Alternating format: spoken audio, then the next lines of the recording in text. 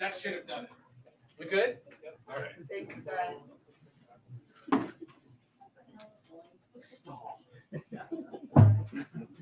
Learn all sorts of interesting.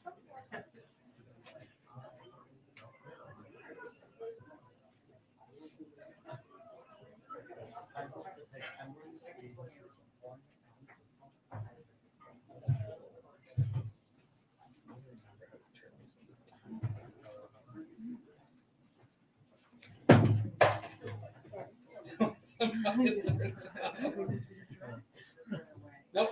Oh, hold it.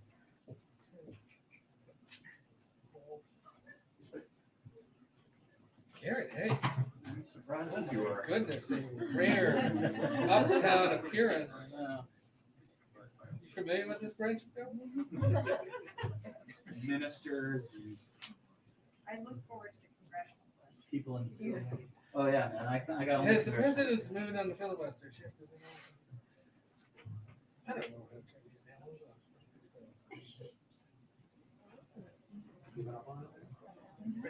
Oh, hello, there you are. Alright. First one in this administration. Okay. So, makes you feel better. You gotta get in your socket when you can. It's a fire sale. White House press briefings.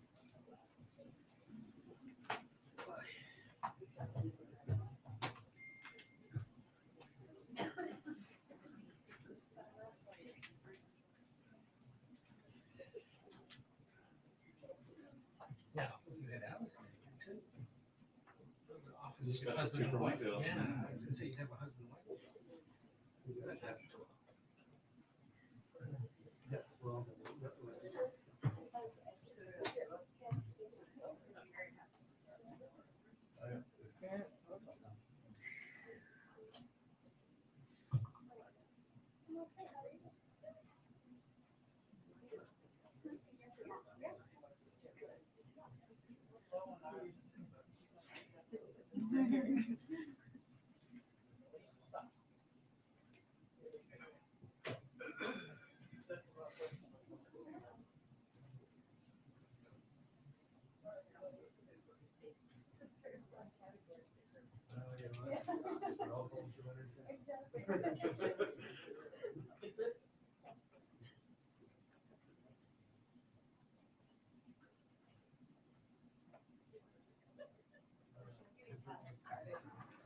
Hi, everyone.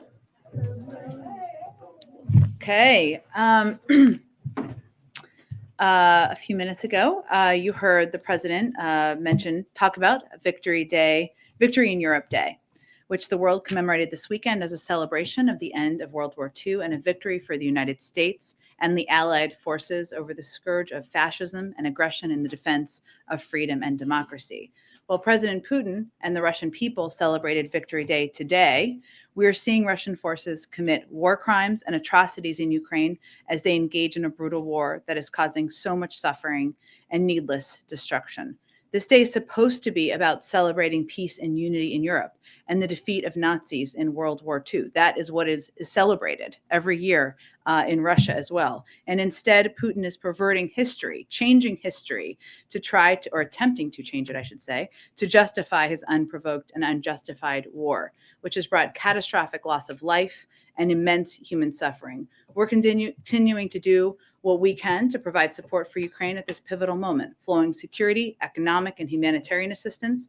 Today, the president signed the Lend-Lease Act into law, which adds to our suite of tools as we provide Ukraine with the weapons and equipment they need. Yesterday, as you all know, the First Lady visited Ukraine in a historic visit to meet with the First Lady of Ukraine. She did that purposefully on Mother's Day to be there and recognize the sacrifices of so many mothers during this time in Ukraine.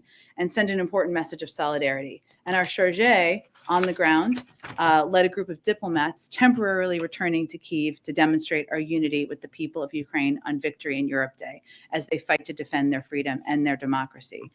President Biden also spoke with our G7 partners yesterday and President Zelensky about our collective response to President Putin's brutal war, and we announced a new round of actions to ratchet up the pain on Putin.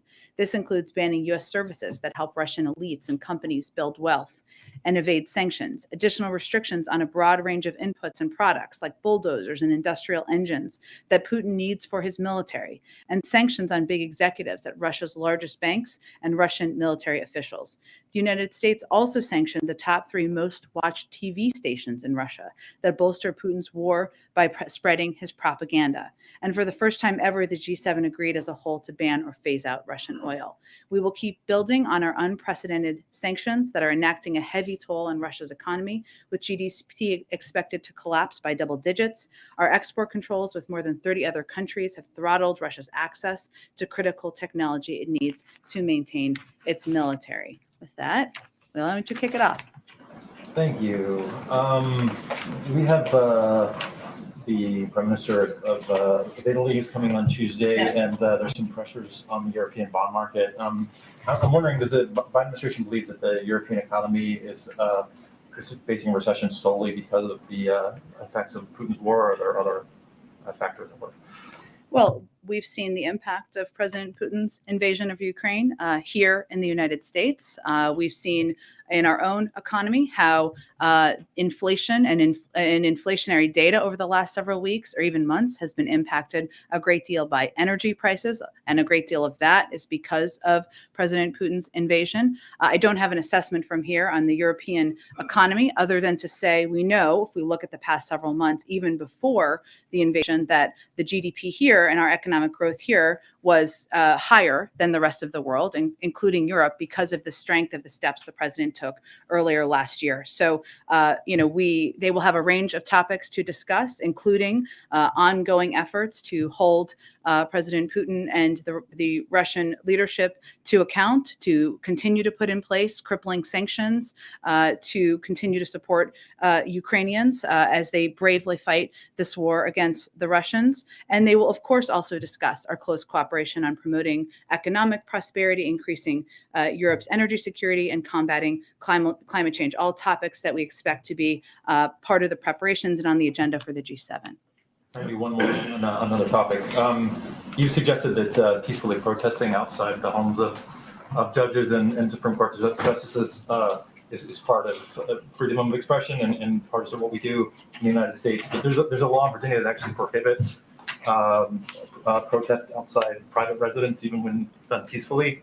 So I'm wondering if any sort of demonstrations outside private homes might run afoul of that law and other laws like it in other sorts of countries. We're certainly not suggesting anyone break any laws. I would note that the president's view has long been, and I tweeted this earlier this morning and repeated and made a number of these comments last week as well, that violence, threats, and intimidation have no place in political discourse. Yes, we are a country that promotes democracy, and we certainly allow for peaceful protest in a range of places in the country. None of it should violate the law. No one is suggesting that. And it should never resort to violence, to threats, to intimidation in any way, shape, or form. But that is what our position is and the president's position is. Go ahead. Thank you. On abortion, Republican leader Mitch McConnell has said that a national ban on abortion could be possible, depending on the votes.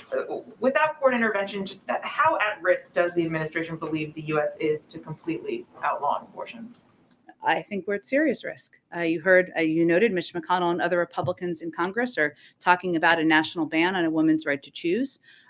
There were a number, I think it was something, I can get the exact number here, but dozens and dozens of Republicans in Congress signed on to the Mississippi court case and advocating for severe restrictions on a woman's right to choose and a woman's right to make choices about her own body. And we've seen in other places in the country. Just yesterday, the governor of Mississippi said directly whether that. Just yesterday, the governor said directly whether they wouldn't say whether they would directly go after the right to use contraception, meaning that's another area where, so as the president has said, over the course of the last nearly week. His concern is about, yes, a woman's right to make choices about her own health care, about what this final opinion could be. It's also about what choices could be made that go beyond that. I'd also note that Louisiana legislators advanced a bill to classify abortion as homicide, which would allow women who terminate their pregnancies to be charged with murder and potentially criminalize in vitro fertilization and forms of birth control. So in some ways, yes, you're seeing an outcry by the nearly 2/3 of the public, many of them peacefully protesting, who are concerned about what this opinion will say. But you're also seeing a number of Republicans in states and some in Congress double down on this potential to overturn a law that has been the law of the land for 50 years. You mentioned the Mississippi governor and his comments on the possibility of banning certain types of contraception. Is the administration planning to take steps to try and preemptively safeguard access to contraception?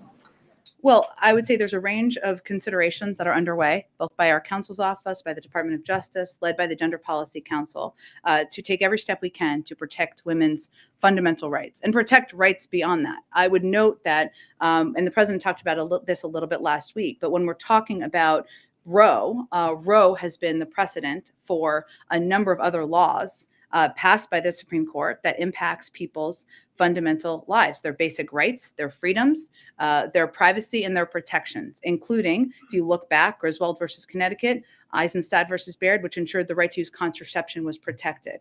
That is law now, but we are clear-eyed about this being a precedent for that and what could come next.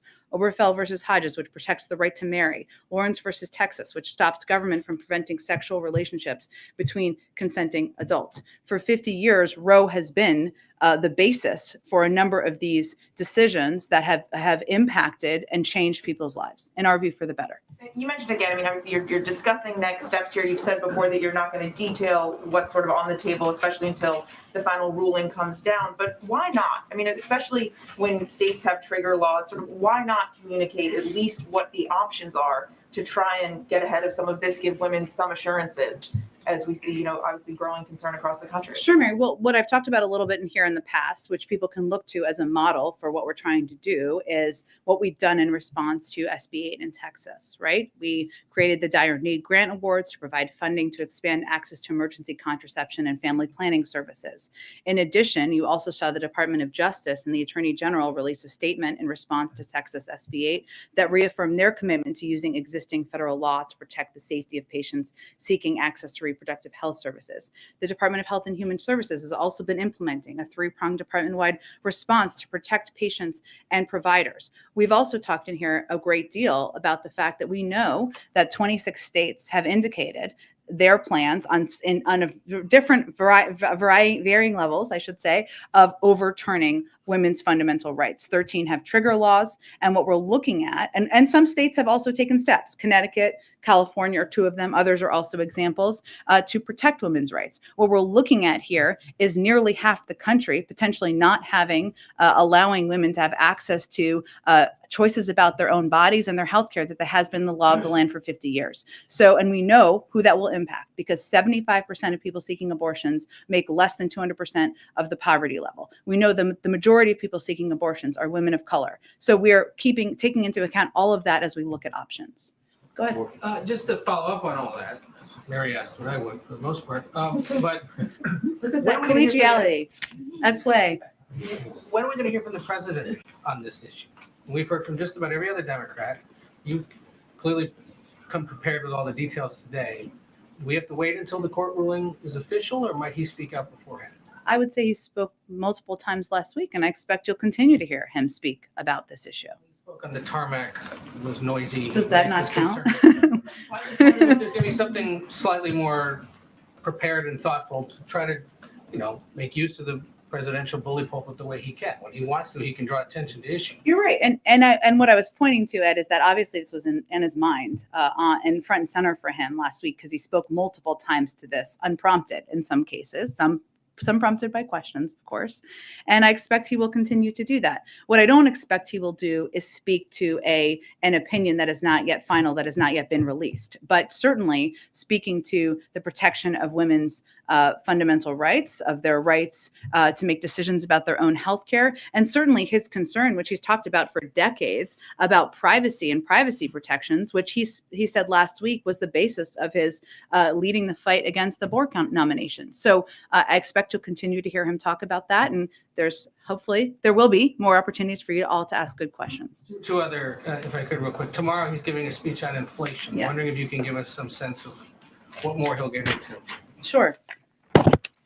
Well, I would note that as we announced and previewed a little bit, the president will be speaking to his plan, his continued plan to continue the fight to address inflation in the coming months. There's a lot of work that has been done to date on this front, whether it was the steps he's taken to address energy crisis, the release from the Strategic Petroleum Reserve, additional steps he's taken on that front, or whether it was steps he's taken even in recent weeks to fix the family glitch, to help more people have access to healthcare, or steps he announced in the last couple of weeks to make E15 available to thousands of people at gas stations across the country. But what you will also hear him talk about tomorrow is the contrast that his plan and the plans he's been implementing for months now draws with those on the other side of the aisle who have not put forward any plan to lower costs for the American people. So it will be his opportunity to lay that all out together. And there is growing concern about a persistent supply issue with infant baby formula. Yeah. There's about a 40% shortage right now. Major retailers having to limit how much people can buy, especially acute in places like Tennessee, Missouri, Iowa. This is partly an FDA issue, but it could be a Biden administration issue. Just wondering if you guys are planning on taking any steps to help remedy that.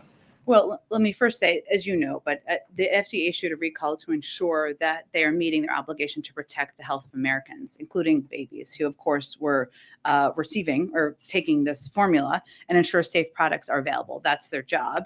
Ensuring the availability of these products is also a priority for the FDA, and they're working around the clock to address any possible shortage. Okay, that is like hearing your voice on the answering machine, which I know that's a very outdated reference, but we've all been there. So what the FDA is doing, which while they are independent, they are part of the administration, is taking a number of steps to address. That includes working with major infant formula manufacturers to ensure they're increasing production, because part of this issue is, of course, making sure there's stock on the shelves, right? And working with the industry right now to optimize their supply lines, product sizes to increase capacity, and prioritizing product lines that are of greatest needs. Because obviously, as someone who my child has long been out of formula, fortunately, but it's close enough that I remember when you're trying to go to the store and get the specific kind of formula for your age child or whatever their needs are. So they are taking steps with that in mind. They're also exercising flexibility and expediting review of notifications of manufacturing changes that will help increase supply, particularly in the case of specialized formula. So that applies to that as well for medical needs. And they're also trying to streamline import entry review processes for already notified infant formula products coming from notified foreign facilities. So what they're trying to do in the shorthand of it is increase supply by working with a range of manufacturers and what their capacity is to ensure that the kinds of formula that was recalled is where they're able to help ensure it's on the shelves.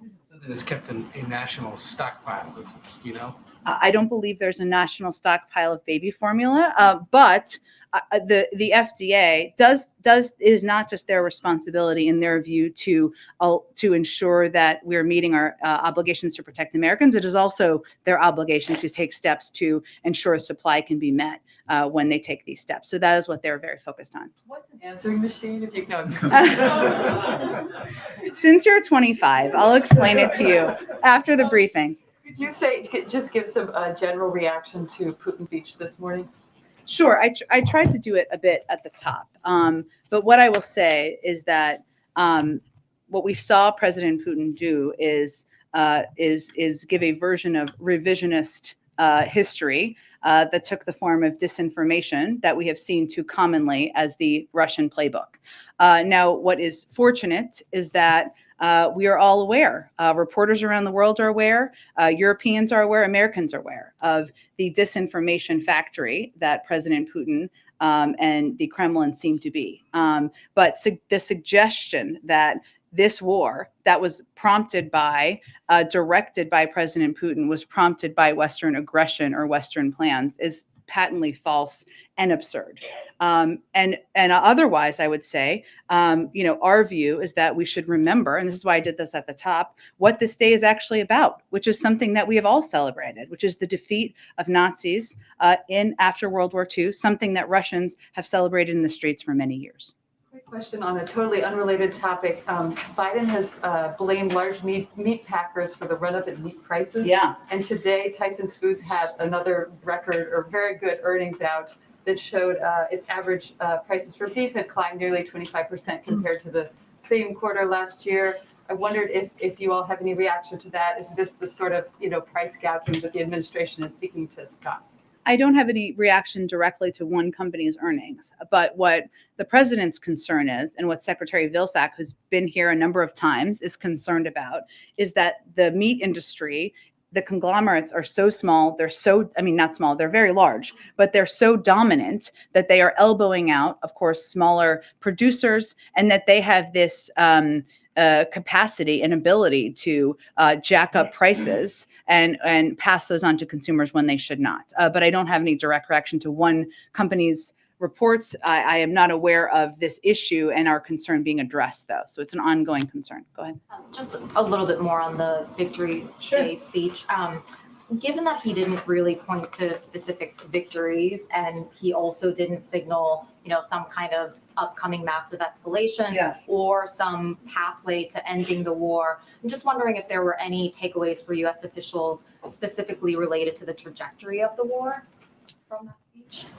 I would say what we're watching closely is what we're seeing on the ground. And what we're seeing on the ground is the right now, a great deal of the war, as you all know, and my colleagues at the Department of Defense have briefed on this, even as recently as this morning, has obviously moved more to the east. And that terrain is very different. The Donbass is a lot more flat. It's little small villages. It's very different from what we were seeing in Kyiv. That is a terrain that the Ukrainians know well.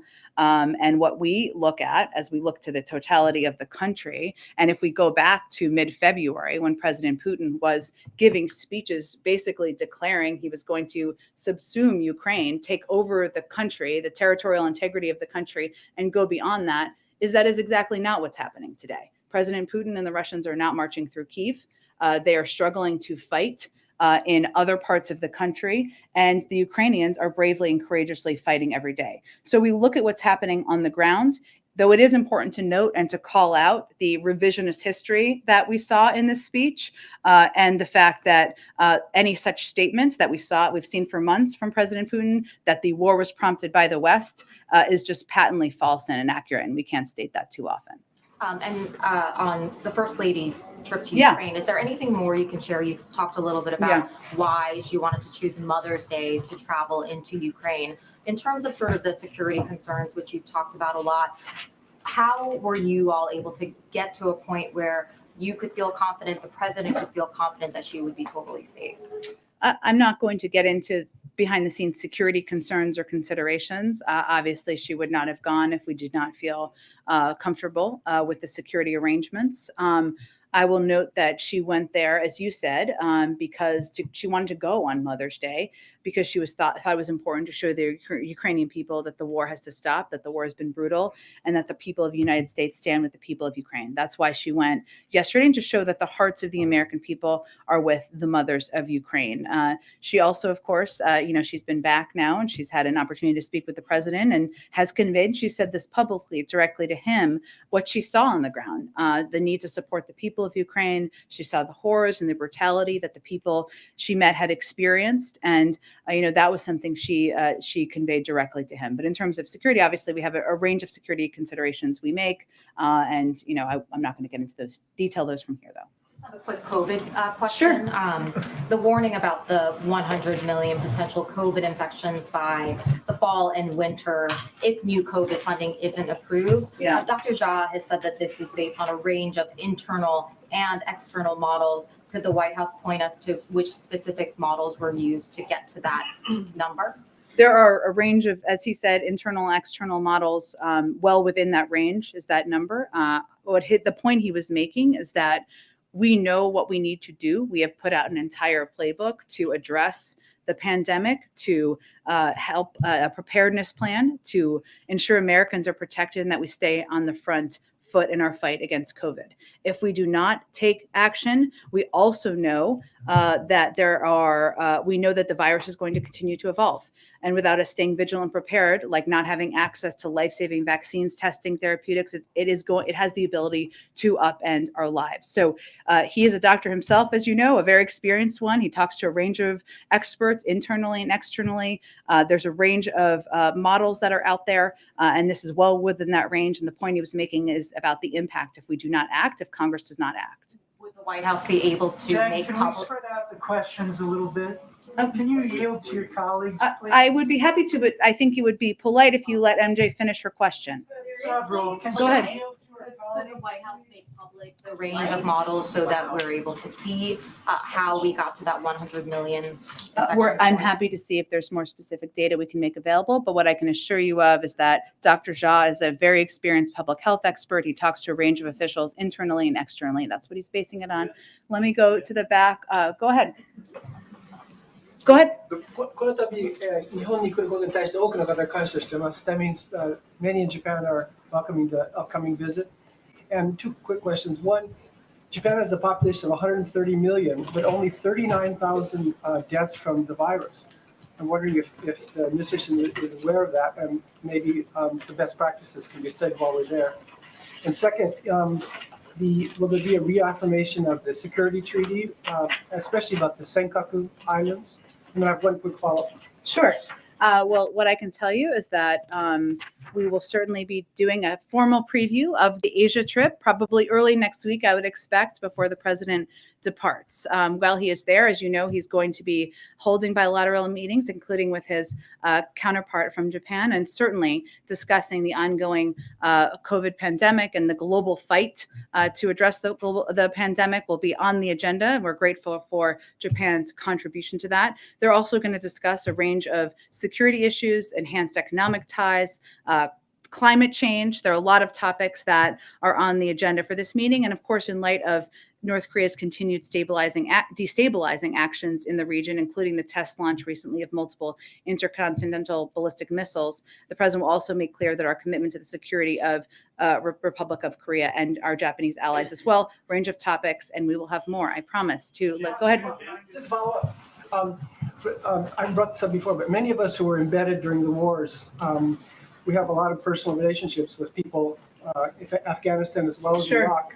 We have one family, the Asher family, that have still haven't been able to get out. Just any update on, it's been almost 8 months, and these are really people that For the give their lives for specific us. family, I'm more than happy to take their information and check in with the State Department after the briefing. Go ahead. Jen, thank you. Lots of summits and meetings in the next couple of weeks, Yes. even ahead of the travel. Do you have any preview on what the president's participation will be in the COVID summits? Sure. He will be addressing the COVID summit. We are, of course, convening the COVID summit in order to have an opportunity for the global community to continue to discuss our fight against the pandemic. I would note, just to get everybody up to speed as you're preparing for your coverage, we committed to sharing 1.2 billion doses of safe, effective vaccines with the world. We're making good on that commitment. We've shipped over 530 million doses of vaccine to 115 countries around the world, over 4 times more than our next closest donor. But what we expect to be a topic, or what part of our agenda is for this meeting, is to talk about the fact that those doses are getting harder to place because countries' freezers are simply full.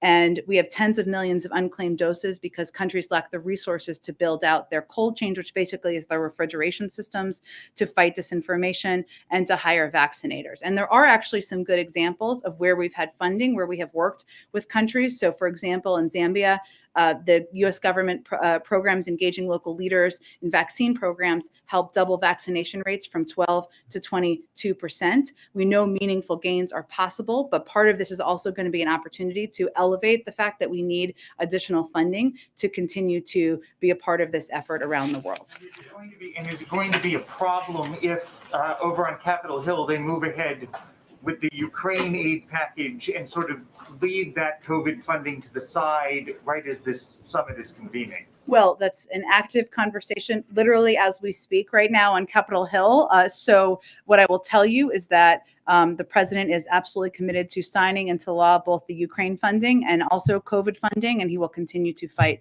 for both. Go ahead. Thanks, Jim. Last week, you mentioned that the administration is talking to a wide range of people about how to respond to this upcoming decision on abortion. Yeah. You mentioned business leaders. I'm just curious if you could elaborate on that. What kinds of businesses, and how do you see their role in this, in this response? I think the point I was making, I don't have business leaders to read out for you, and we're going to keep a lot of these conversations private, but I would note that 2/3 of the public, even in Fox News polls, have said that they don't want to overturn Roe v. Wade. This is a mainstream position for the majority of the public. I'm not saying everyone agrees on it. That's not at all what I'm saying, but it is about 2/3 of the public. So there are a lot of stakeholders, a lot of private sector citizens and leaders who are concerned about what they could see if this opinion if this is a final version or close to a final version of the opinion. And part of our role here is to engage with leaders, whether they're on Capitol Hill or they are women's leaders or they're in advocacy groups, and certainly private sector leaders as well. Go ahead. Thank you. The president and you have talked about the MAGA crowd or the ultra MAGA. How does that jive with his desire to be the bipartisan guy? Well, the president's view is you can do both. He believes that there is work we can continue to do together. We're actively advocating for. He was out traveling in just last Friday on the Bipartisan Innovation Act. We believe that needs to move forward. It should move forward, and that can build on the nearly 80 bills that we signed into law last year that are bipartisan. But he's also not going to stand by and not call out what he sees as ultra MAGA behavior, ultra MAGA policies that are out of the mainstream of the country and are not in the interest of the American people. Whether that is efforts to prevent a woman from making choices about her own health care, or whether that is Chairman Scott's policy and proposals on that would raise taxes on people making less than $100,000 a year. He's going to continue to call that out, but he believes there is still a path to move forward on where we have agreement. And on the First Lady's trip to Ukraine, Yeah. does that change the calculations at all about the president making a visit to Ukraine, since this presumably worked? Their travel is a little bit different. I think you all know from traveling with the president, but there's not a trip currently planned. But again, he would love to go to Ukraine. I just don't have anything planned or anything to preview at this point. Go ahead. Thanks, Jen. There are reports now, you just alluded to this a minute ago, that Democrats are in fact going to bring forth that Ukraine aid without the COVID funding attached. I know you told me last week that that was something that the White House wanted to see them attached, but we're being told that the president actually had said, look, the Republicans don't support that. Let's leave it aside. Can you confirm that? Was there a change in thinking over the last few days at the White House over how this package should proceed?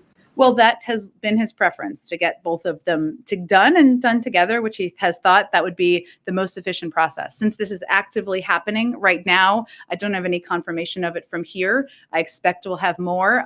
Even though I have dwindling days left here, I'm still not going to get ahead of the president because, I want to enjoy those last few days. But hopefully we'll have more to say on where we stand soon. Go ahead. Does the president plan to condemn the leak of the Supreme Court draft opinion or the doxing of the justices now that we've seen violence unfold? Well, I would say that we have been clear, and the president's position has long been that we should not see protest that takes the form of violence, that takes the form of vandalism, and that threatens anyone. That has long been his position for his entire career and continues to be his position. And for tomorrow, your office released that. But can I say one more thing? Sorry. We have not seen violence or vandalism against Supreme Court justices. We have seen it at Catholic churches. That's unacceptable. The president does not support that. We have seen it at some conservative organizations. that we don't support that. And we certainly call for, we know the passion, we understand the passion, we understand the concern. But what the president's position is that that should be peaceful, the protest. But continue, go ahead. And as for tomorrow, the president plans to offer, as you said, a contrast, and it was written, quote, to congressional Republicans' ultra MAGA plan to raise taxes. Now, the Washington Post has called that claim false, that there is a Republican congressional plan to raise taxes. Why is this statement still being shared? Because Chairman Scott's plan, and we welcome him, we know he's asked for people to go to his website. We would encourage people to do the same thing and check out his plan that raises taxes for people making less than $100,000 a year. Mitch McConnell and this report, there aren't any other Republicans signing on to this at this point. So is it fair to say that Republicans as a whole are pushing? He's the chairman of the committee. If Republicans want to repudiate his plan, they should go do that. But otherwise, that continues to be what they're running on. So that's their position, not ours. Go ahead. Is the White House satisfied with the legislative strategy on abortion rights, which appears to be to have this vote on Wednesday, which will fail, and then make this a midterm issue? Well, we support Leader Schumer's decision to get people on the record on this, on a codifying Roe. And that's something the president would be happy to sign into law. At the same time, we certainly recognize that the votes, we don't have the votes. You can tell me, you cover the Hill closely, you can tell me if I'm wrong. We understand that, but we think it's important and an important issue to get people on the record on. Without getting into politics from here, again, I don't make the rules, I just try to follow them. In the president's statement last week, he noted that in order to take legislative action, we would need more Democratic senators, and we would need more pro-choice House members after the election in November. So we certainly recognize that, and we know that's on the minds of many people across the country. And then if I can follow up on that, one of the votes you don't have is probably Joe Manchin's. I'm curious, when was the last time the president spoke to him about either this issue or his domestic agenda, which Manchin has been signaling he's open to maybe reviving some of these conversations that basically died in December? Well, we are open to this moving forward as well. I will say that just because we don't confirm conversations happening, it doesn't mean they're not happening. But the president has asked us not to get in specific details or confirm the timing or specifics of their conversations. So I'm not going to do that. Is it fair to say they're still actively happening? I can tell you that we are still in touch with Senator Manchin. We certainly are in touch with a range of Democrats about the need and the importance of moving forward. And as it relates to the president's remarks tomorrow, obviously moving forward with a reconciliation package that would lower costs on American people, on elder care, on health care, on child care, would be a step that would help address how inflation is impacting people across this country. So we're having a range of conversations. A lot of Democrats are having a range of conversations with each other. I'm just not going to detail them more from here. Go ahead. Jim, on the sanctions against Russia, what would it take to lift those? If Ukraine agreed to a peace deal, is that enough, or would the U.S. want something more? I'm not going to negotiate from here on that.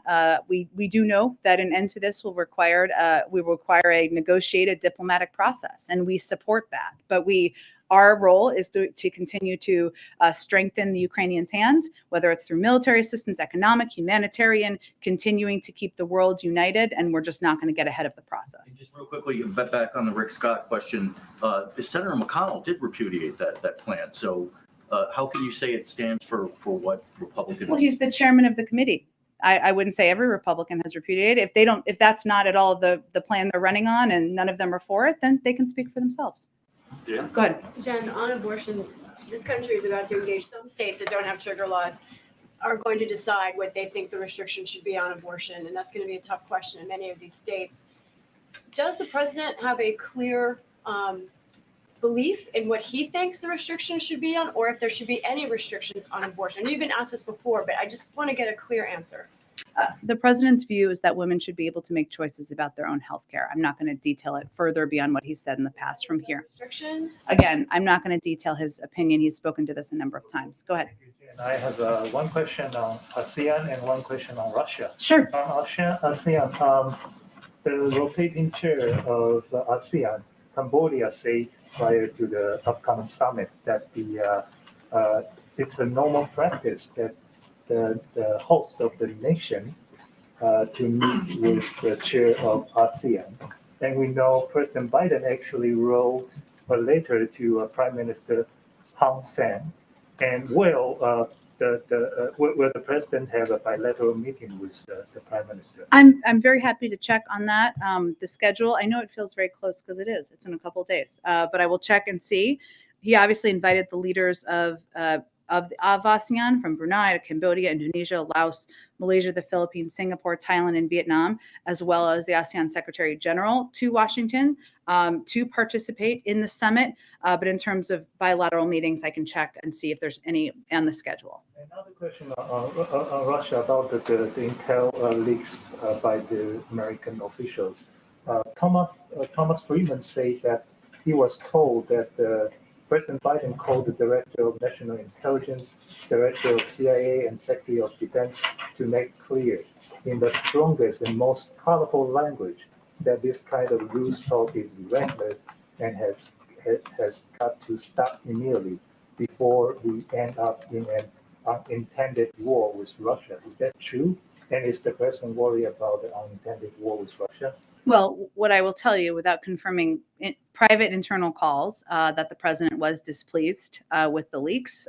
His view was that it was an overstatement of our role, an inaccurate statement, and also an understatement of the Ukrainians' role and their leadership. And he did not felt they were constructive.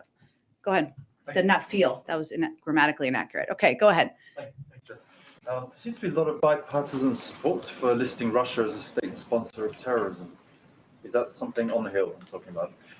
Is that something being discussed in the White House? And if the president's not there, how would he define the line that would have to be crossed to go there? I know we've talked about this quite a bit in the past. I would note that to be named a state sponsor of terror, there's only about 4 countries that have been named state sponsors of terror in the world. There are a number of actions that are often taken if a country is named a state sponsor of terror. A number of those we have already taken, including crippling economic sanctions, sanctions on individuals, other restrictions for the country, and obviously making the country a global pariah is part of that objective. Those are all steps that we have already taken and implemented as it relates to Russia. I don't have anything to preview in terms of a consideration here. And certainly we'll see what happens in Congress. Go ahead. Thanks, Jen. What's the White House reaction to Sinn Féin's gains in the Northern Ireland Assembly over the weekend? Let me check with our national security team and we'll see if we can get you a comment on that specifically. Go ahead, John. Hey, Jen, you were unequivocal in condemning violence, but as you know, there's also some allies who are protesting outside justices' homes, including Brett Kavanaugh, who, if there's any kind of a compromise conservative ruling that preserves some of Roe, he could be part of that with Roberts. So my question is it appropriate to protest outside people's homes, and is it productive or not productive? Look, I would say in terms of the productive question, that's not for me to speak to. Obviously, these justices make decisions as an independent body. How they are influenced or if they are influenced is not for me to make a determination of. We do believe in peaceful protests. We do not believe in or support any intimidation of any kind. Obviously, the violation or breaking of any law, as somebody raised before, or threats or intimidation of any individual. What we do support is people peacefully protesting, and they do that in a range of places. But you wouldn't wave anybody off for tactical reasons. We're not here to give tactical advice to protesters. What we are here to call for is peaceful protest, for people not to resort to violence, to vandalism, or certainly intimidation of any kind. Go ahead. Yeah, as we look ahead to tomorrow's inflation speech, let me ask you to look back at some of the warnings that were issued last year by Summers and Ratner and so on. In retrospect, were they right that some of the government policies were going to lead to inflation? I wouldn't say we agreed with them then, and we don't agree with them now. I would note that as it relates to actions like the American Rescue Plan, the alternative to not putting in place and advocating for the American Rescue Plan would have been the economy continuing to spiral, right? We were providing assistance and relief in the form of checks to people who needed that assistance at the time.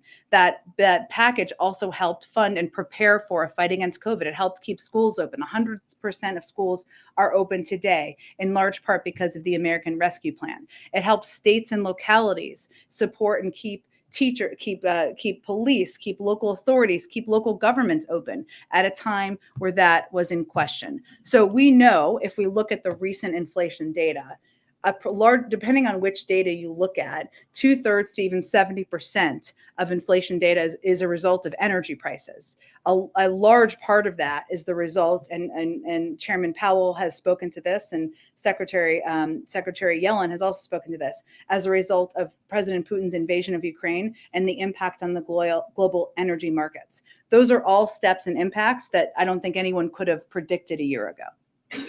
Go ahead. So, thanks, Jen. So on that, the economy is signaling some weakness going forward. What's the level of concern? First of all, is the president watching the markets and the data coming in, and what's his level of concern there's a recession in the next 12 months? Well, without, as you know, we don't really speak to or comment on the judgments, ups and downs of the stock market, or the daily movement of the stock market, I should say. While it's volatile, we've seen that, and we'll certainly monitor it from here. I would note that since President Biden took office, the market is up considerably. When we look at economic data internally, and when a lot of external economists look at economic data, they look at the fact that we've created over 8 million jobs since the president took office, that the unemployment rate has dropped to 3.6%, that GDP grew up 5.7% last year, the fastest rate since 1984, and also that household balance sheets are strong and businesses are investing in the United States. So we look at that base data, that data, as we look at the economy. And of course, we continue to monitor as data comes in and as we see fluctuations. What's the level of concern about a recession? Again, we monitor it. We are continuing to. We're not predicting that at this point in time. One more thing on new sanctions that was just announced on Russia. But China last week cut tariffs on coal from Russia coming in to 0. The Chinese have also had a record imports last month from Russia to China. 57% was the increase. At what point is China breaking the sanctions? And then when is the president going to stand up and say, hey, and call out China to stop this behavior in supporting Russia? We clearly will watch closely. And if that were to happen, I don't think we have seen to date a breaking of the sanctions at this point in time. Go ahead. Thanks, Jen. Thanks. So I'd like to ask you first about the coronavirus and then about a transparency matter. Sure. On the coronavirus, the CDC data indicate that we are getting pretty close to the 1 million death mark. Some outlets say we've already crossed 1 million deaths. I was hoping, as we're talking about potentially rolling back tariffs on Chinese goods, can you say, where the tariffs question comes into pushing China to be transparent on the origins? And can you detail anything that President Biden has done with his levers of power, be it sanctions or tariffs or anything else, to press for transparency from China? Okay, there was a lot packed in there, so let me do my best here. I would say first, as you noted at the top of your question, we track the CDC data as well as Johns Hopkins data, and you are right, we are getting close to 1 million, and we will be marking that from here, and as we get closer, we'll have more to mark from here. The president has had recent engagements with President Xi, as we have had at a very high level from a range of national security officials, and we always raise transparency in those conversations, but I don't have more to read out from those at this point in time. And what was the third part? Or tariffs, or there's an ongoing review. I would look at it separately from the COVID deaths or from Russia. There's an ongoing review on Chinese tariffs. We've been looking at those through the prism of how they're impacting industries here in the United States. We feel that a number of them have not been constructive and have had a negative impact on a number of industries. So we're looking at and we're continuing our review of that, which is being led by our ambassador, Catherine Tai. Would tariffs be used to pressure China to be transparent, though? I mean, is that part of the consideration at all when considering rolling them back? Well, again, we consider a range of factors as we look at the tariffs. The largest factor is the impact on the economy in a range of industries. The transparency question I have, in 2017 and 2018, the president routed $13 million of income through S corporations. There are some ethics experts who are calling on him to divulge the specific sources of income in those revenue streams. Richard Painter, who ran for the Senate as a Democrat, has been among those who are calling for this. Will President Biden be releasing the sources of income that were in that $13 million, particularly as there's attention being paid to his son and whether he earned any money from his businesses? Well, again, the president doesn't have dealings with his family members about business, and he has released decades of tax returns, which is more than I can say for his predecessor. Go ahead. Thanks, John. I wanted to ask about North Korea. So some South Korean officials are saying that North Korea is likely to conduct another nuclear test around the time that President Biden goes to South Korea. Is the president monitoring this, and is the White House going to roll out any preemptive sanctions in the next week or so? Well, I will say we are certainly monitoring, and I would note that when the president goes to South Korea and Japan, North Korea, especially given their recent tasks, will be front and center in the agenda and discussing security in the region with them. I don't have anything to predict or preview in terms of any preemptive sanctions or actions. Just ask. The new South Korean president is coming in tomorrow, and he's expected to take a much more hawkish stance on China and North Korea compared to his predecessor, who wanted to really work closely with North Korea. So does the White House welcome this kind of new hawkish stance against the two countries? The president looks forward to having a conversation with him about security in the region and, of course, denuclearization of the peninsula. Go ahead. Thank you so much. Just a Last few one. Go ahead. follow-up Yeah. questions. About the Cambodian prime minister. Sure. He's been in power since 1985, which is the last time answering machines were a thing. Yeah. More recently than that, I would say, but He's been accused of corruption. Yes. Of violence, of repression. It's the first time he's come to the White House.